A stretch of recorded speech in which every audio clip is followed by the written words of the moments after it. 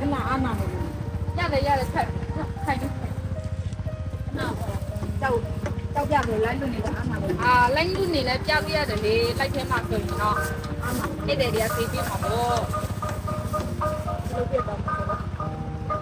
ဆေးပဲနော်ဒီတော့လက်ဆက်ပြဘ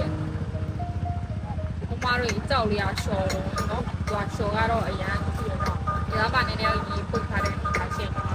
ရေပုတ်ပြီးကြည့်ကြည့်အောင်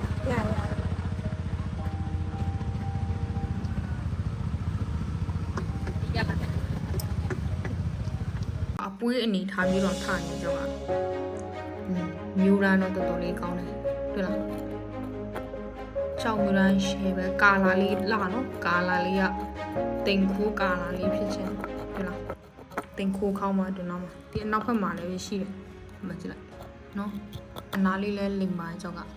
ကြောက်လေးကဘယ်လောက်ရောင်းမှလဲအမဒီဝေးဆိုဒီကောင်က5သိန်းလောက်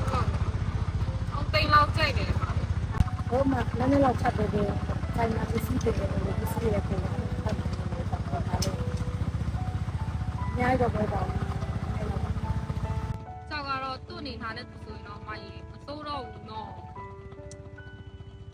လုံးလုံးလိုက်ငါတိမ်ပေးလိုက်မယ်အများကြီးလည်းထပ်မတော့နဲ့တော့ဟုတ်ပြီအဲ့ဆိုရင်ကြောက်ငါတိမ်မကျေးဇူးတင်ပါတယ်ကဲကိုမမရဲ့ဒီရဲ့ကြောက်လေးကညီမငါတိမ်နဲ့ရပြီနော်ကိုမတော့ကြိုက်တယ်ဆိုရင်လည်းအဆုံးမစင်ကြပါဆက်တယ်ဘူးလား